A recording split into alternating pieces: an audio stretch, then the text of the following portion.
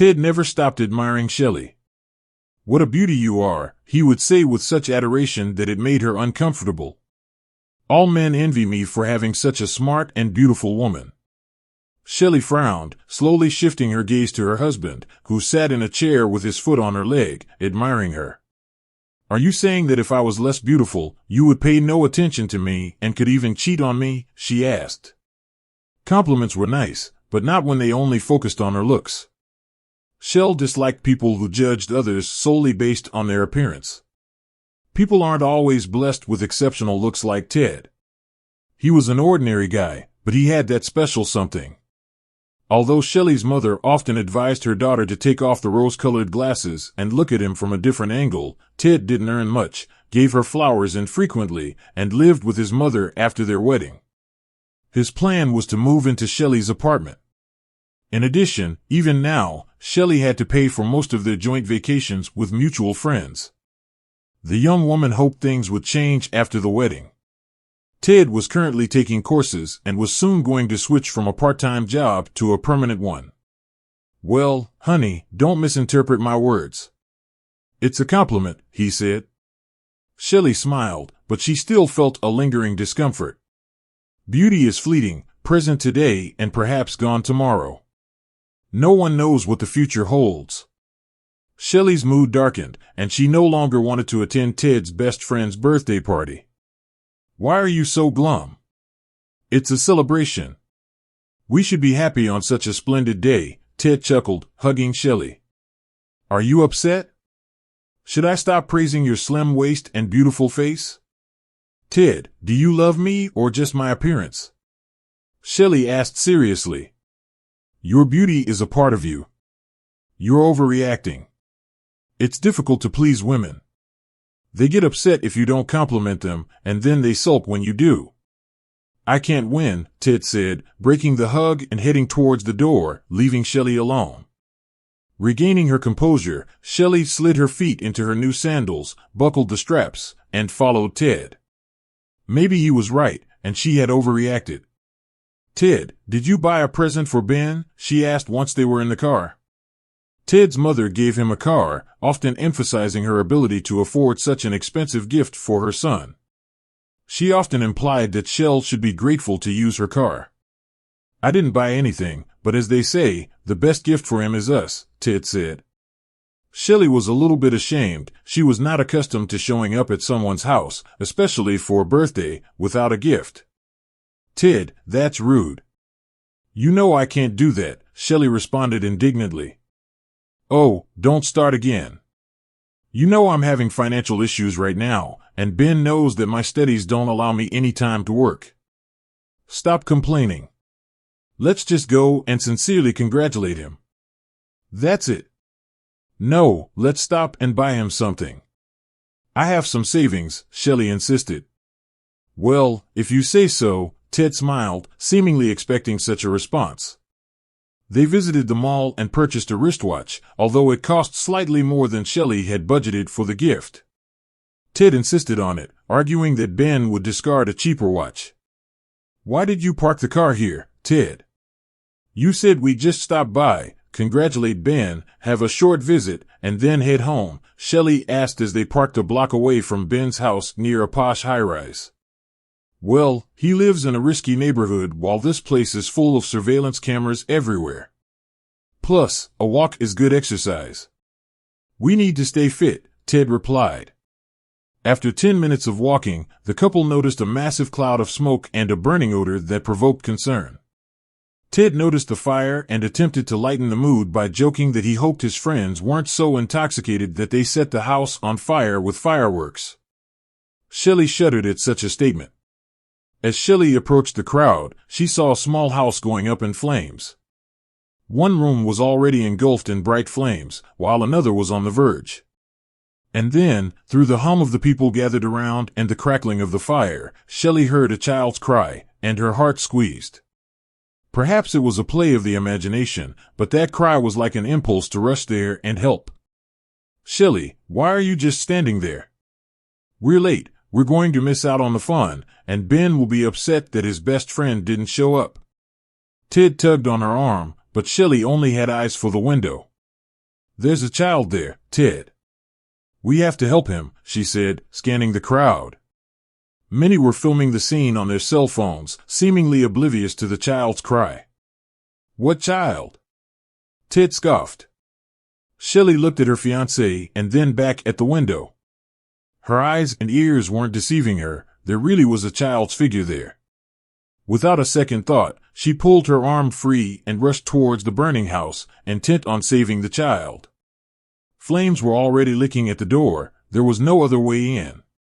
If she didn't act now, the child would die. From a distance, she heard Ted shouting at her, calling her a fool and saying he wouldn't wait for her. Shelley opened the front door, which fortunately was not locked. She shrieked as the voracious flames surged towards her, a burning beam collapsing from the ceiling just a meter away.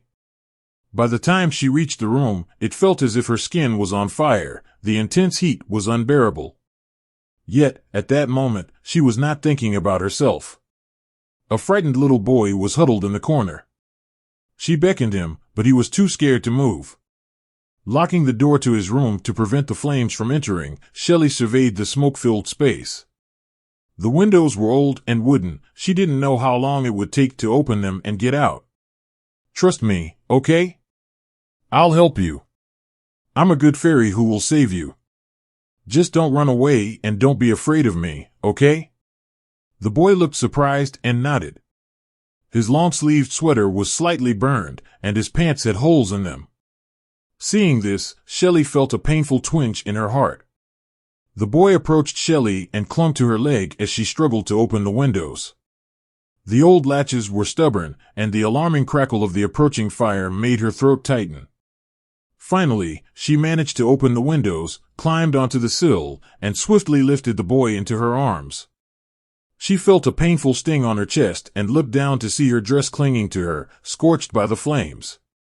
Overwhelmed by adrenaline, she hadn't noticed that she had been burned. She knew she would have to treat the burn for a while, but the most important thing was that she had managed to save the boy's life. She lowered the boy to the ground and got out of the house herself. The smell of burning sent waves of nausea through her. Exiting the gate, she gazed at the onlookers, realizing that Ted wasn't among them. He had chosen a friend's birthday over the safety of his fiancée. The wailing sirens of the fire truck and an ambulance shattered the air. The entire house was consumed by fire. Weak from smoke inhalation and burns, Shelley barely managed to stay on her feet. A stern voice asked, "Is anybody still at home?" Startled, Shelley shrugged and responded, "I don't know. I'm a passerby. I rescued the boy I saw in the window." The child pointed at the house and said, "Mom." Shelley held him tighter, whispering reassurances, although she knew his mother likely didn't survive. As a paramedic approached, Shelley handed him the child and then nearly fainted. Another paramedic led her to the ambulance, muttering about her young age and severe burns. "Can I have a drink, please?" she managed to mumble before losing consciousness. Shelley woke up in the hospital, her head throbbing and her body aching. She didn't know how long she had been there. When she saw her bandaged hands and realized her face, chest, and legs were similarly bound, she was horrified. She remembered the flames licking at her as she made her way to the boy's room, but she hadn't thought her burns were so severe. Tears welled in her eyes. A nurse entered the room and, seeing Shelley conscious, approached with a look of sympathy. "Why are you crying?" "You're a heroine," the older woman warmly smiled. "A heroine? I just did what any human being should do," Shelley replied. "Exactly, should, but not everyone would. Gretchen, the paramedic who brought you in, told me that the men just stood by and watched. You heroically saved the boy. Without you, he wouldn't have survived. Your story has been in the news for the past 5 days. There's a swarm of reporters around the hospital wanting to interview you." 5 days? I thought it was only 2 days. Have I been unconscious for that long? Don't be surprised. You inhaled a lot of smoke and were unconscious for a while. Then the doctors decided to keep you to allow your body to recover without the stress of crying or hysterics. They performed a skin graft on your face. Tears trickled down her cheeks, soaking into the gauze wrapped around her face. Shelley remembered Ted's words from their last conversation about his fixation on her looks. He probably wouldn't comment on her beauty anymore, she thought. Has anyone visited me? The woman inquired hopefully. Your mom came by. She's distressed about you. She just left the hospital. Before that, she was by your side. She had to leave, but promised to return soon, the nurse replied. Shelley let out a sigh, trying to dispel her sadness. Could Ted really be so upset that he hadn't even attempted to contact her these past 5 days? Where's my phone? I need to inform my fiancé that I'm okay. Your mom took care of your personal belongings. You can ask her about them when she arrives. Now, I need to check on other patients. Rest up. The doctor will be visiting tonight. As the nurse was about to leave, Shelley stopped her. Wait, what about the boy? Do you know what caused the fire and if his mother survived? The boy is alive thanks to you. His mother, unfortunately, did not fare as well.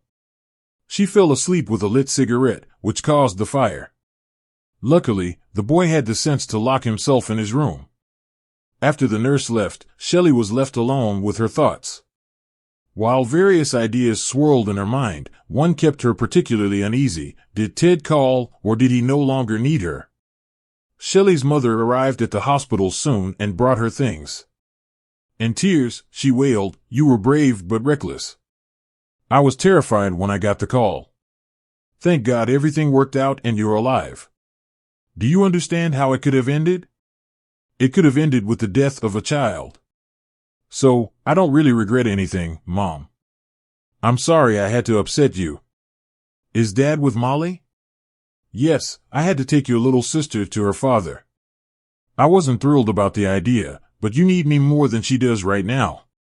Mom, you should go home. I can manage. I have Ted. Tell me where the phone is. I'll call him and inform him about my situation. I'm sure he'll come immediately to support me. He must be worried." Mom looked at Shelley with pity and chewed her lips in silence. Shelley could see that she wanted to say something but was hesitant. This made her feel uncomfortable as the most dreadful thoughts were swirling around in her mind. What's wrong, Mom? What do you know? Please don't be silent. Tell me the truth. Did something happen to Ted? You no longer have Ted. The doctors called him first, informed him about your situation, and then... Mom paused as if gathering her thoughts. He called and told me that he couldn't be with you, that he didn't need you like this, that he was withdrawing the application from the registry office. Shelley, don't worry. Everything will be fine. We're with you. If you like, Molly and I will move in with you, or you can move in with us. We won't abandon you in times of trouble. Is it that bad? Shelley asked fearfully, looking in the mirror hanging on the wall above the sink. Instead of a beautiful girl, Shelley saw a real mummy. It was terrifying to even imagine what was under the bandages. You've had surgery. Your father paid for the best possible treatment, but the doctor said you would need plastic surgery to avoid a scar. You can do that later if you wish. They did everything they could.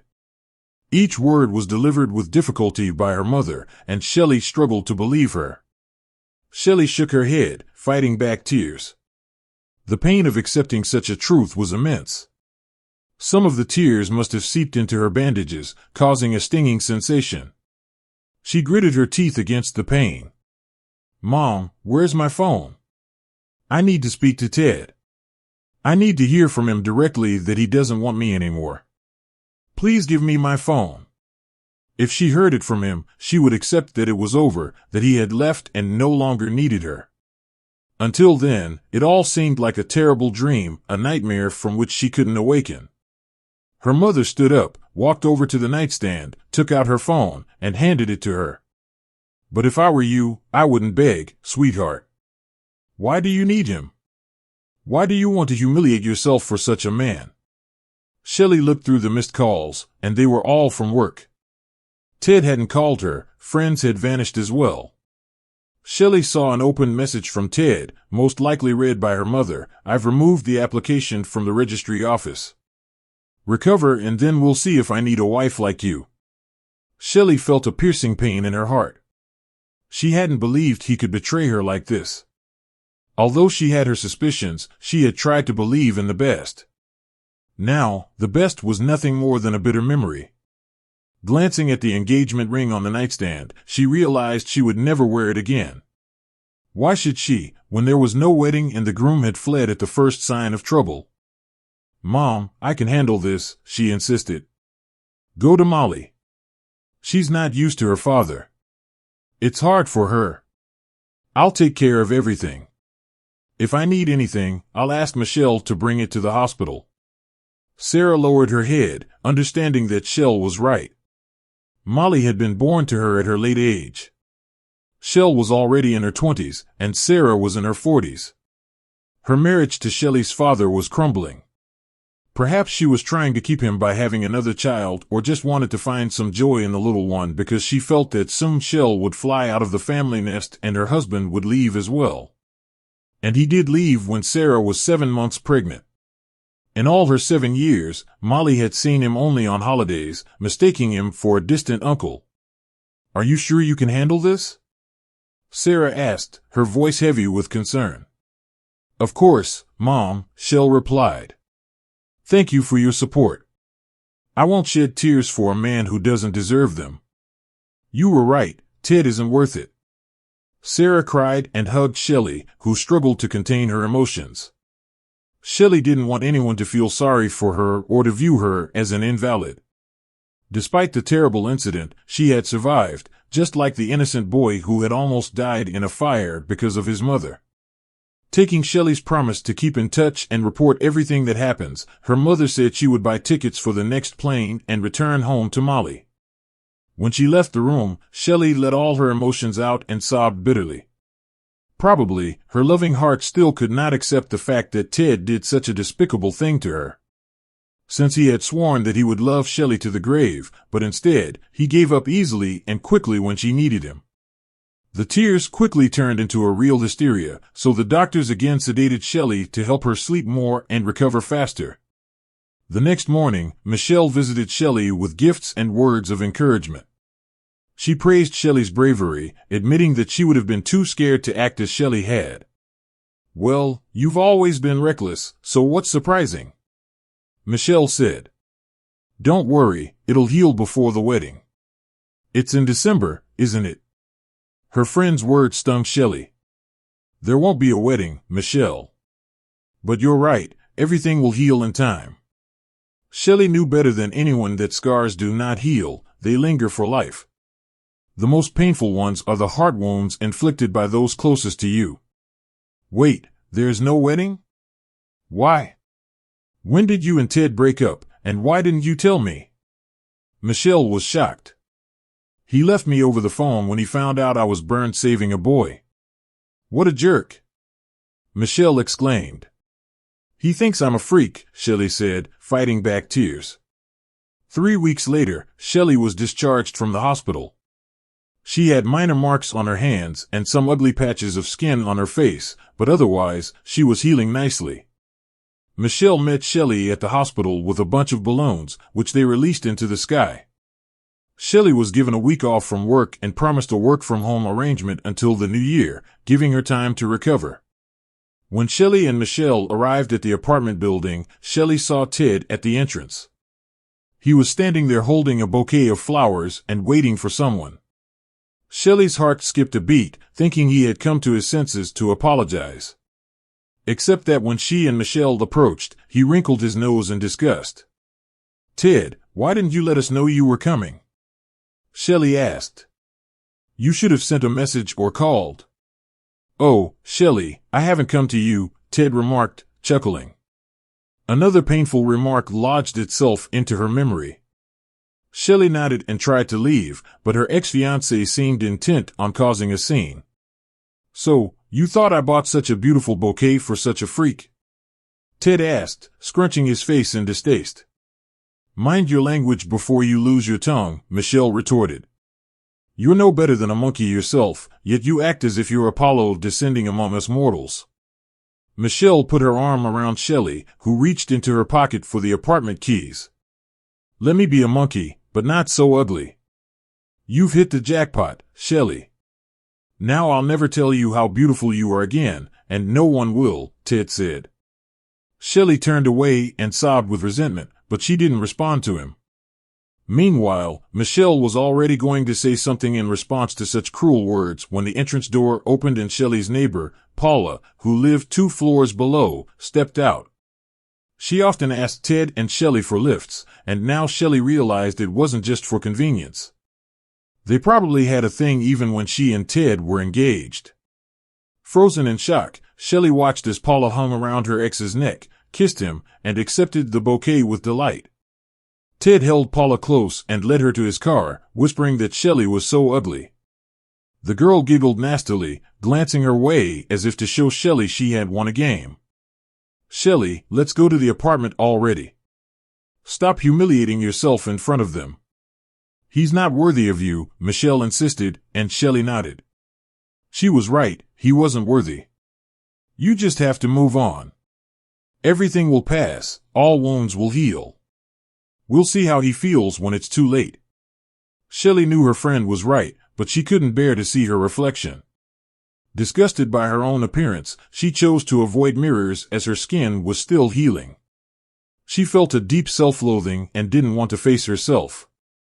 When Michelle left, Shelley covered all the mirrors in her apartment, deciding that she would eventually accept herself, but not anytime soon. Left alone in her apartment, Shelley succumbed to tears, reminiscing about the last time she was with Ted, who was now with another woman. When Shelley finally calmed down, she thought of the boy she had saved. She wondered about his well-being and felt a connection to him as if they were 2 halves of a broken soul. The next day, Shelley found out which orphanage he was in and decided to visit him. The teacher who greeted Shelley was kind-hearted and praised her for her actions, yet Shelley felt uncomfortable with such admiration, questioning why acts of kindness were perceived as heroic. The teacher described Kyle, the boy Shelley saved, as a quiet, intimidated child who often cried and appeared to be waiting for someone. She led Shelley down a narrow corridor toward the meeting room. Does he have no family? Was his mother his only close relative? Shelley asked. Not exactly. Kyle has a father, but the situation is complex. His mother was officially single. It appears the guardianship authorities found Kyle's father, who regularly sent money for the child, but they can't get in touch with him. Neighbors say he visited once a year, but the mother consistently rejected him. She accepted his money but denied him entry. We don't know if he'll return. He might have started a new family, thinking he's unwanted and unnecessary here. Kyle can't be adopted yet, but we can formalize guardianship until we find his father. Kyle needs a family, but who would take in such a troubled and traumatized child? It will take time for Kyle to adjust to a new environment. Shelley didn't understand why the woman was telling all this to her. She had just come to see the child and meet him. She hadn't intended to look after him, let alone adopt him. Meanwhile, Shelley felt anger towards Kyle's father, seeing him as irresponsible. He had only provided financial support while his son lived with a careless mother. He didn't try to save his child even though he knew about the mother's character. Perhaps all men are like this, Shelley thought, reflecting on her own experiences. She didn't want any new relationships now. What was the purpose? In her eyes, men weren't reliable. Her own father had left their family, her ex-partner Ted abandoned her when she lost her youthful looks, and now Kyle's father had left his son with an unreliable woman and was absent when his child needed him most. Probably there are no more strong, devoted men who are ready to be near their women and children no matter the situation. Shelley sighed heavily, burdened by the weight of her thoughts. The trials of life seemed overwhelming, and while lost in contemplation, she found herself in the meeting room. The teacher had promised to bring Kyle soon. She sat on the soft sofa, observing the toys and drawing table. This was where prospective parents met the children, studying their behavior to select the child most compatible with their character. It was as if they were picking pets to adapt to their lifestyle, but this thinking felt flawed to Shelley. If your heart is drawn to a child, you should be the one to adjust, to adapt, and to grow accustomed to a shared life, rather than forcing the child to conform to your habits. Soon, the teacher returned, hand in hand with a boy in pajamas, a scar similar to Shelley's adorning his cheek. They shared this unique feature, a fact that made Shelley smile sadly. It was like a birthmark. "Hi, Kyle," she greeted, and the boy regarded Shelley in surprise. For a moment, he clung to the teacher's hand, but upon recognizing who was standing in front of him, he rushed towards Shelley, shouting, "Fairy!"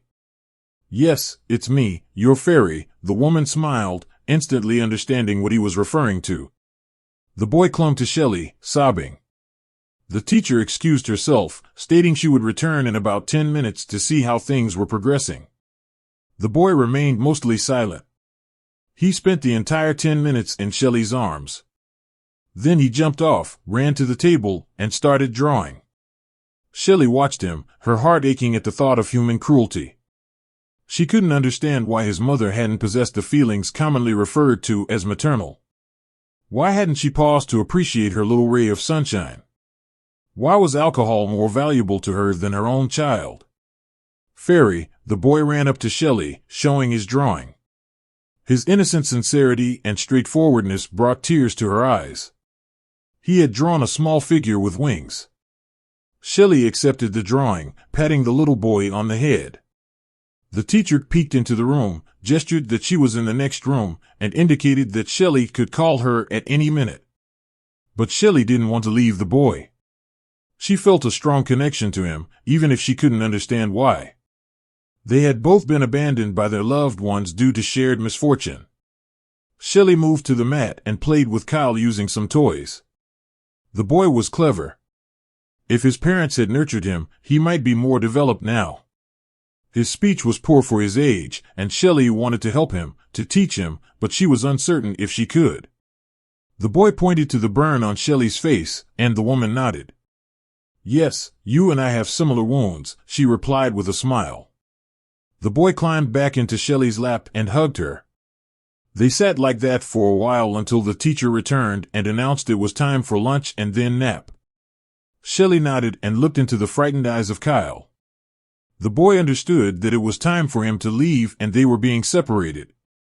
"Don't worry, I will definitely come to see you again tomorrow," asked Kyle, and Shelley smiled. "I don't know," she answered honestly. "I have to work tomorrow, but we will definitely meet again. I promise you." Kyle pouted, lowered his head, and went to the teacher. He turned around several times, looking hopefully in Shelley's direction when he was taken away. The woman cried in despair. She knew she couldn't get too attached to him because he had a father. Although the man wasn't as reliable as one would hope a father to be, he still had more rights. The boy's relatives on his father's side could potentially take him away. Perhaps Shelley shouldn't have visited, as her heart was now tied to the boy, and she wanted to help him by becoming a family for him. But she realized that this was impossible. Shelley clutched the child's drawing and left, agonizing over what to do next. Stepping outside, she breathed in the aroma of the autumn air, filled with a mysterious magic, and involuntarily smiled. Could it be that fate had brought her together with this child? Her bosses at work were understanding, allowing her to do all her reporting from home. Shelley had taken work home before, as it was more convenient. She could get more paperwork done in a few hours at home than she could in an entire day at the office. Her boss gently suggested that she might return when she felt more comfortable. Shelley wanted to tell him that her appearance didn't bother her in the least, but that would be a lie. After enduring insults from her ex, Shelley became withdrawn. She started wearing caps and big sunglasses, lowering her head in public to hide her scarred face. While plastic surgery could have easily taken care of the scar, Shelley wanted to accept her new self. However, finding the strength to do so was difficult. So now, she was just trying to navigate life without her fiancé while caring for a little boy who desperately needed her. Shelley began visiting Kyle almost daily. She enjoyed spending time with the boy, even though she knew they were growing attached without knowing if they would ever become a family.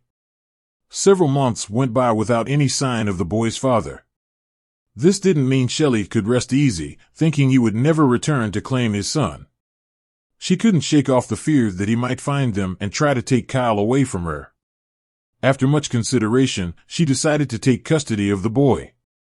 This required gathering numerous documents, but the head of the orphanage reassured her that her chances of approval were high.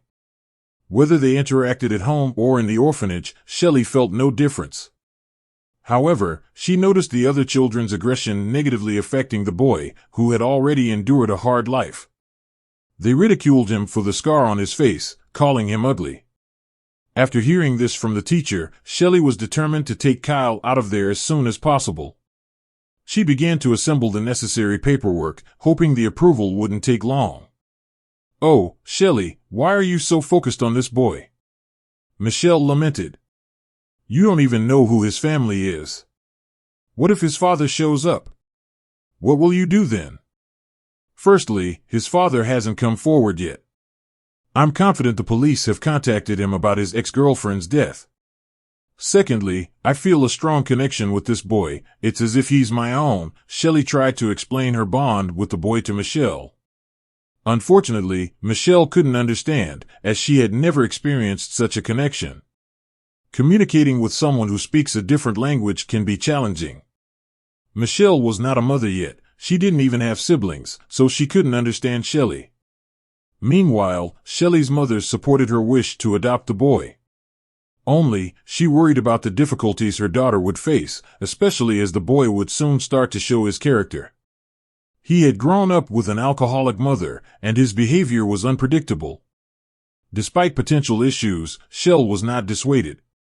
She believed that they could be each other's salvation in this harsh world. Like two wandering lights in the dark, Shell and Kyle had found each other. Both had experienced loss, and they found solace in each other.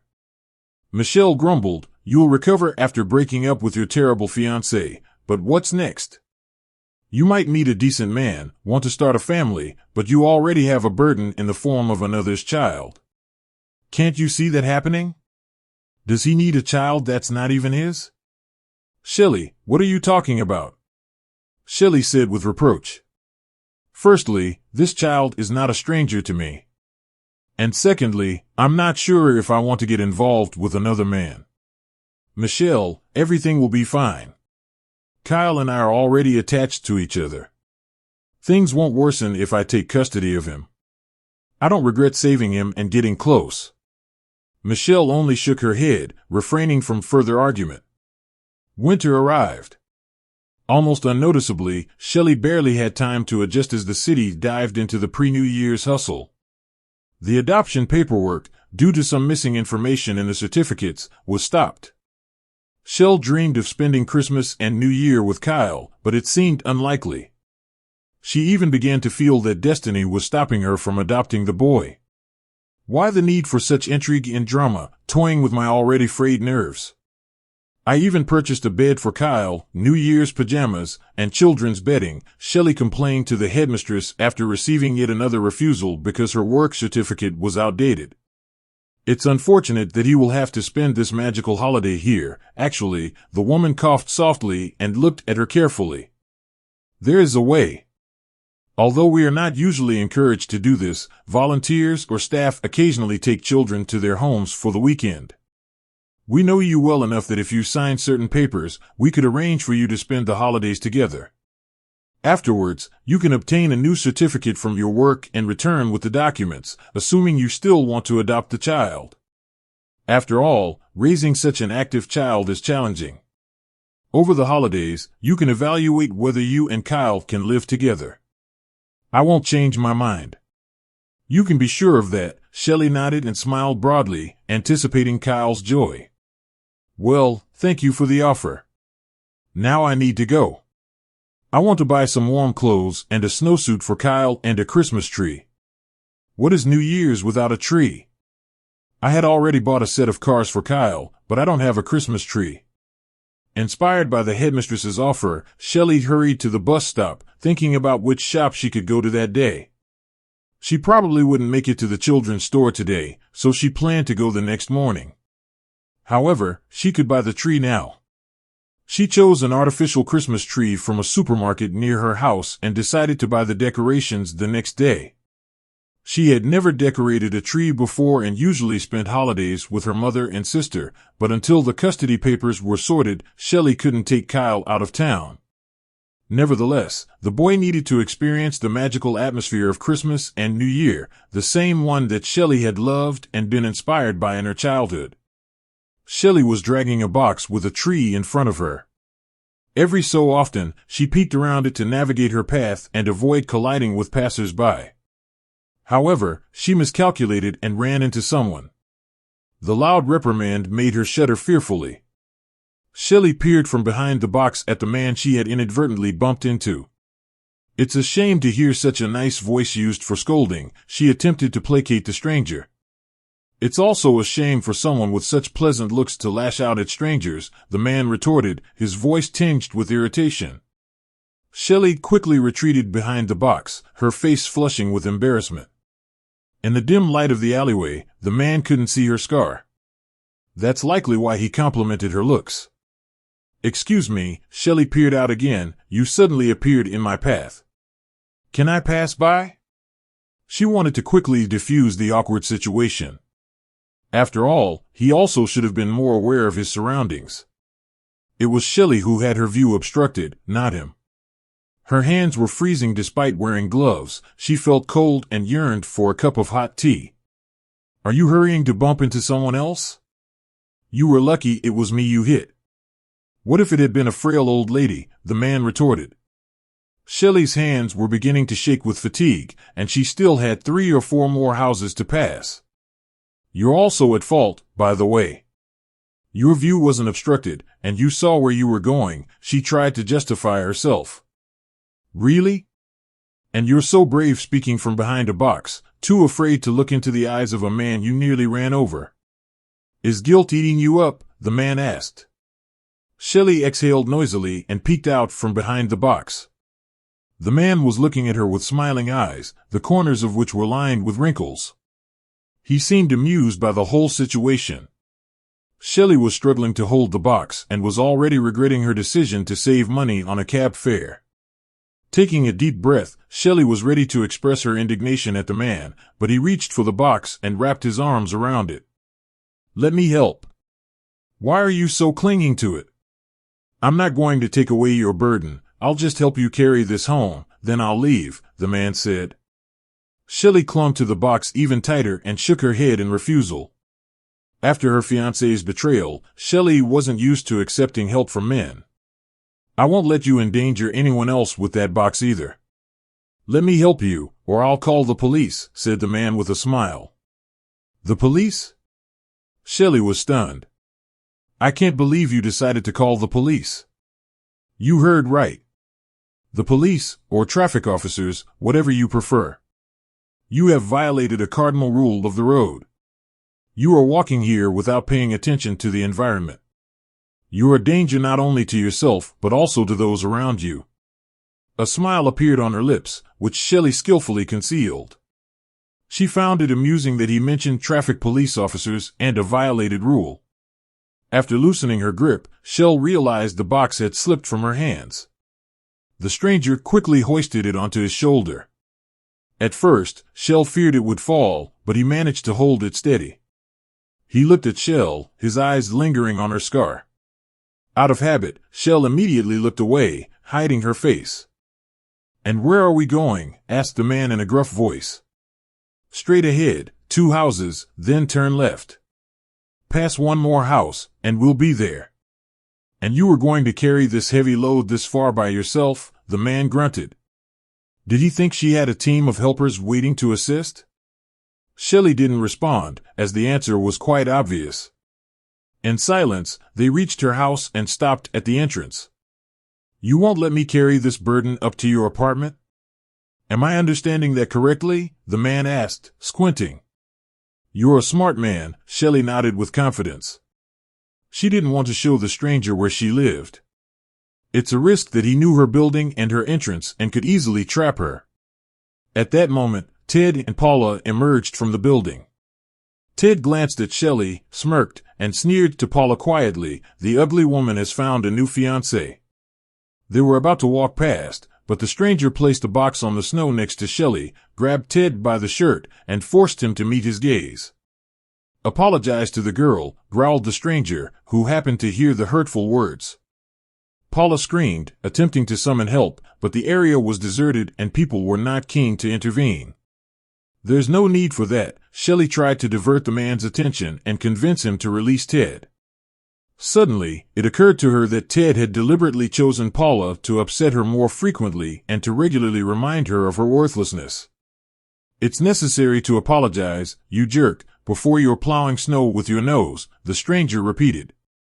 Ted glanced at Shelley, then at Paula, and then back at Shelley, finally mumbling an apology. "Louder," she said. The stranger shook him. "Sorry," Ted said with more confidence. "Remember this, next time you want to insult someone, think 100 times or you'll end up in an embarrassing situation again," the stranger warned. Then he let go of Ted, who left quickly with Paula running after him, remarking that Shelley had found a suitor as disgusting as she was. But Shelley was not listening. She was looking at her defender. "Thank you," she said. "Rejected boyfriend?" the man asked, gesturing in the direction Ted had left. "More like I was rejected, but that doesn't matter," she admitted. "Should I invite you for tea in gratitude for your defense?" "You don't owe me anything," the stranger replied and bid her good night. She returned his farewell, and he left quickly without sharing his name. However, Shelley's spirits were lifted. There were still some good people around, she thought. She picked up the box and went back to her apartment, thinking about Kyle's arrival the next day. She was slightly anxious, unsure of how he would react to her place. It was likely he would find it unusual at first, given his background. She had seen his previous living conditions and knew her apartment would seem luxurious to him, but would he like it? As she sipped her hot tea, she thought again about the stranger who had stood up for her. For the first time in a while, she took a brave step. She uncovered all the mirrors in her apartment and smiled at her reflection. Then she assembled the tree and set it up in the living room. Afterward, she fell into a peaceful sleep. In the morning, Shelley called her mother and sister, had a brief conversation, and promised to visit them with Kyle once all the paperwork was completed. Sarah simply wished her daughter well, and little Molly expressed her eagerness to meet Kyle. After the call, Shell headed out for shopping. She had plenty of time, as Kyle could only be picked up in the evening. At the mall, as she admired the bright toys and twinkling garlands, she inadvertently bumped into someone. She was extremely embarrassed. It was the second time in 24 hours she had done this. To her surprise, it was the same stranger from yesterday. "You are making an attempt on my life," the man said confidently. "No, I mean, oh please forgive me," Shelley stumbled over her words as an apology. "You must tell me your name so I know which woman to stay clear of," he responded. "Shelley." "Nice to meet you," Shelley said. "And my name is Jordan." "I hope you won't try to knock me over again," Jordan laughed, and Shelley joined him. "Of course not." "I didn't mean to," Shelley said. "I believe you," Jordan nodded. "It's curious that we both decided to look at Christmas decorations at the last minute before the holiday." Shell didn't immediately understand exactly what Jordan meant, but then she nodded and smiled. "Just a change of circumstances," she replied. "I understand. Circumstances can be elusive. I wanted to see if I could find a suitable gift, but nothing caught my eye," Jordan said. Shelley nodded in agreement. Jordan and she walked through the aisles together. He assisted Shelley in choosing Christmas tree decorations and shared stories from his past. Shell was engrossed in his stories, finding it surprisingly easy and enjoyable to converse with him. But this also made her feel uneasy.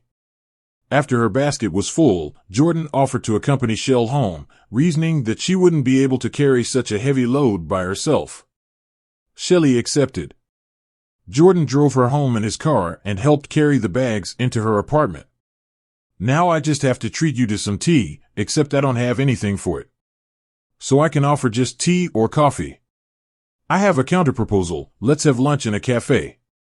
I have a rule, never accept invitations from women to have tea on their territory. Shelley breathed a sigh of relief. This arrangement was easier for her. She felt uncomfortable having a man in her apartment, especially a stranger whom she barely knew. What did Shelley know about Jordan?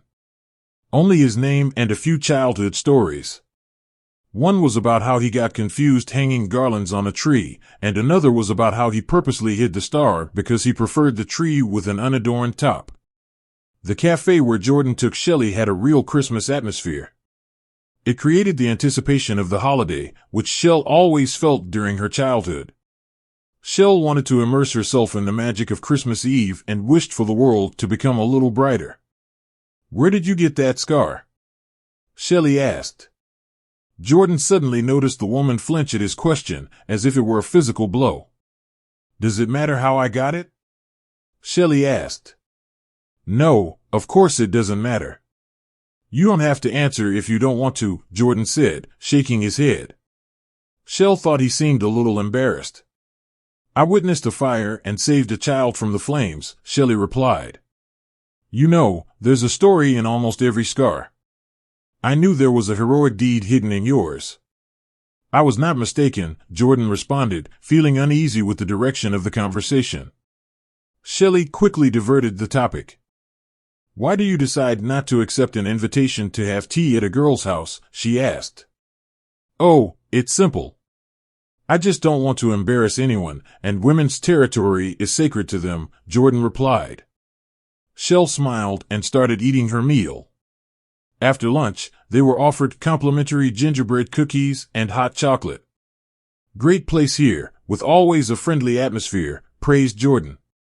"Truly," Shelley nodded and took a crunchy bite of the little gingerbread man's leg.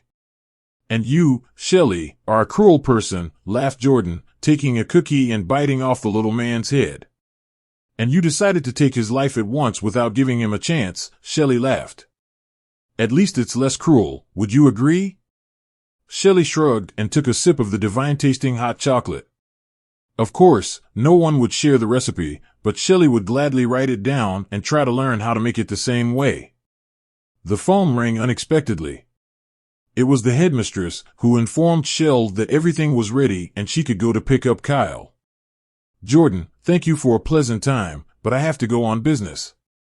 "Yes, me too." "Thank you for having lunch with me," Shelley said. She called a cab and prepared for the long-awaited meeting, imagining how happy the boy would be when he found out that today they would leave together. The evening flew by unnoticed. Kyle was so happy that Shelley had taken him with her. He hugged Shelley for a long time in the cab and fell asleep in her arms. When they arrived, Kyle admired the apartment as if he were in another world. He played with the toys Shell had brought for him. After dinner, he fell asleep with a smile on his lips. Shell realized that this was precisely how it had to be.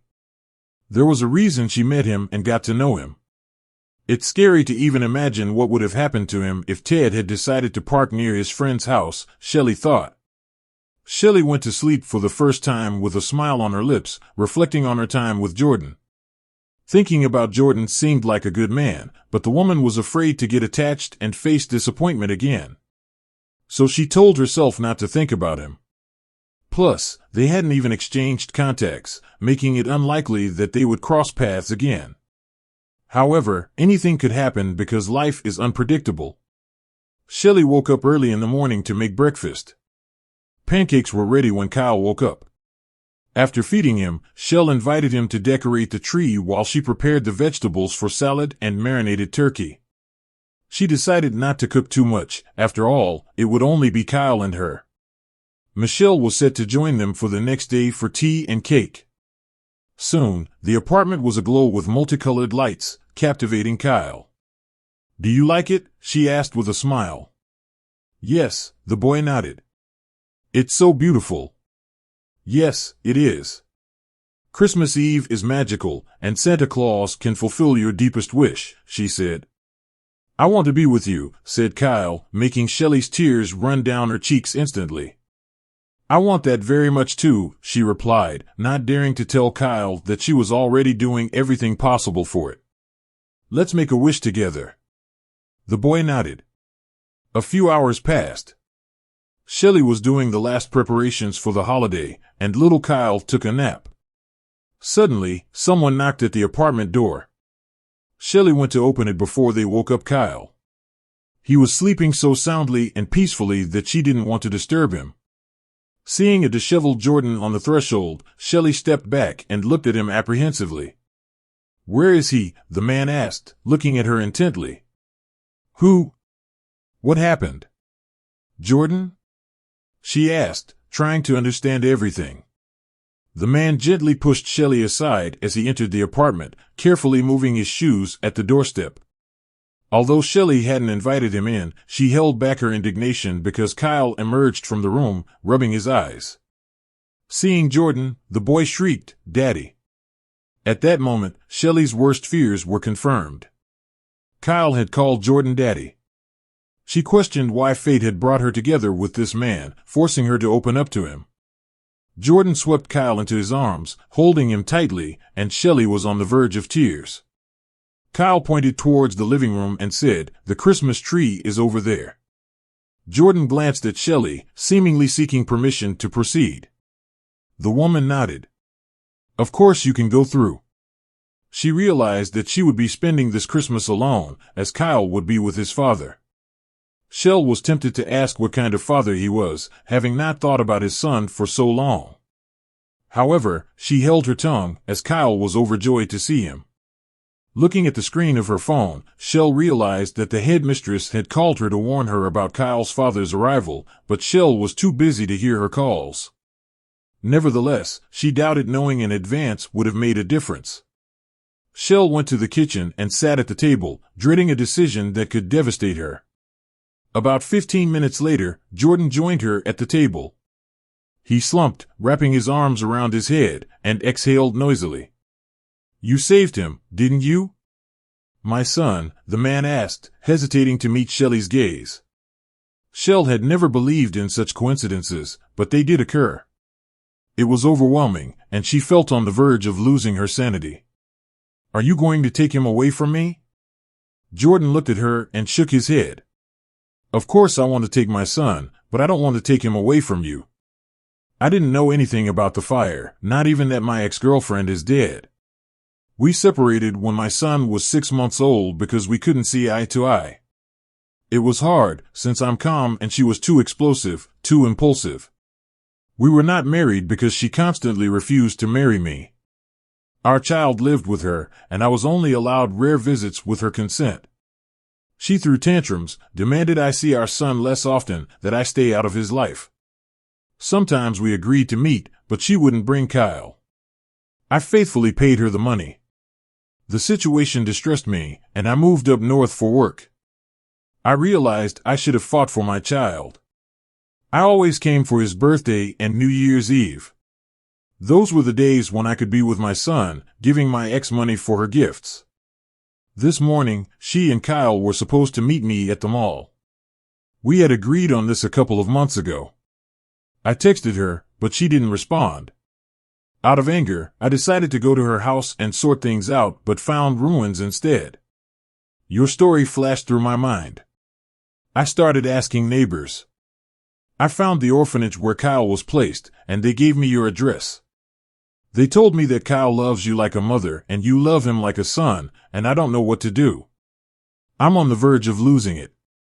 I was supposed to fly back up north tomorrow, but now I can't. I can't leave my son.